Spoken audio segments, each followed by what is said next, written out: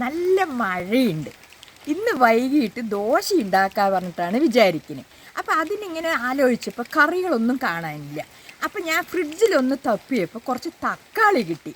അതുകൊണ്ട് നമ്മൾക്ക് സിമ്പിളായിട്ട് തേങ്ങാപ്പാലെടുക്കാതെ പെട്ടെന്ന് ഒരു കുറുമ ഉണ്ടാക്കാൻ പറഞ്ഞിട്ടാണ് ഞാൻ വിചാരിക്കുന്നത്. അപ്പോൾ നമ്മൾക്ക് അത് ചെയ്ത് നോക്കിയാലോ?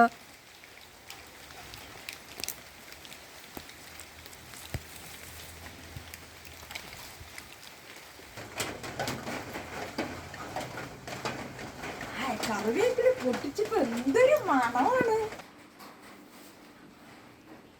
അപ്പോൾ നമ്മൾക്ക് കറിവേപ്പില കിട്ടിയിട്ടുണ്ട്. നമ്മൾക്ക് അടുത്ത പരിപാടി എന്താ തുടങ്ങിയാലോ?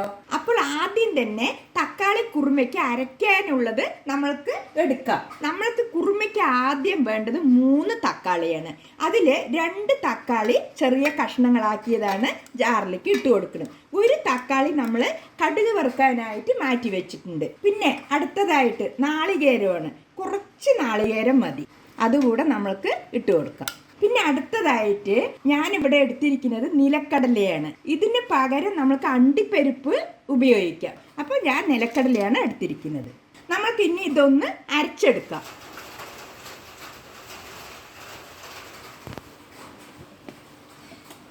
നന്നായിട്ട് നമ്മുടെ കൂട്ട് അരഞ്ഞിട്ടുണ്ട്.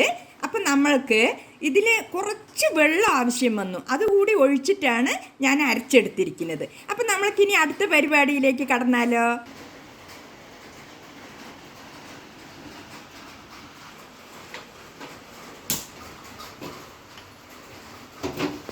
ചട്ടി നന്നായിട്ട് ചൂടായിട്ടുണ്ട്.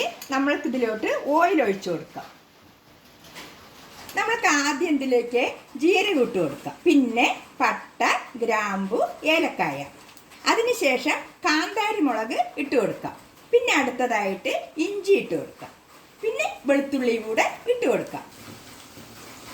ഇത് നമ്മൾക്ക് നന്നായിട്ടൊന്ന് മൂപ്പിക്കാം. അപ്പോൾ നമ്മുടെ ഈ കൂട്ട് നന്നായിട്ട് മൂത്ത് വന്നിട്ടുണ്ട്. ഇതിലേക്ക് നമ്മൾക്ക് സവാള ഇട്ട് കൊടുക്കാം. പിന്നെ തക്കാളി കൂടി ചേർക്കാം. നമ്മൾക്ക് ഉള്ളിയൊക്കെ വേഗം ഒന്ന് മൂത്ത് കിട്ടാനായിട്ട് ശകലം ഉപ്പിട്ട് കൊടുക്കാം. ഇത് നമ്മൾക്ക് കുറച്ചുകൂടെ നന്നായിട്ട് വാട്ടിയെടുത്ത ശേഷം മറ്റുള്ള കാര്യങ്ങൾ ചെയ്യാം.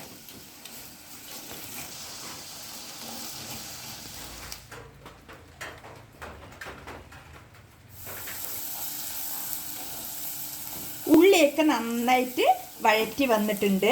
നമ്മൾക്ക് ഇനി അടുത്തതായിട്ട് ഇതിലേക്ക് മസാല പൗഡറുകളെല്ലാം ഇട്ട് കൊടുക്കാം. 1 സ്പൂണ് മുളക് പൊടി, 1 സ്പൂണ് മല്ലിപ്പൊടി, ആവശ്യത്തിന് മഞ്ഞൾപ്പൊടി, പിന്നെ കുറച്ച് പെരിഞ്ജീരകപ്പൊടി.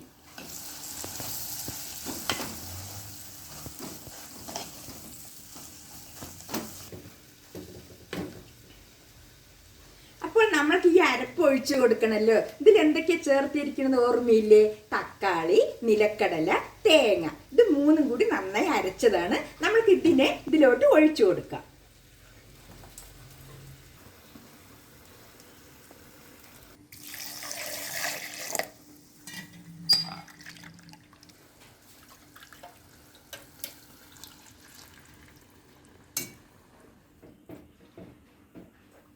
ഈ കുറുമ വന്നിട്ട് ഒരുപാട് ലൂസ് പാടില്ല. ഈ പാകത്തിന് മതിയാകും. അപ്പോഴേ നല്ല ടേസ്റ്റ് ഉണ്ടാവുള്ളൂ. നമ്മൾക്ക് ഉപ്പുണ്ടോ എന്നൊന്നുകൂടി നോക്കാം. ശകലം കൂടെ വേണം. നമ്മൾക്ക് അതുകൂടി ചേർത്ത് കൊടുത്താലോ?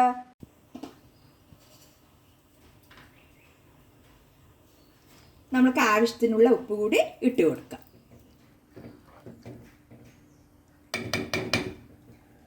ഇത് നന്നായിട്ട് വേകട്ടെ.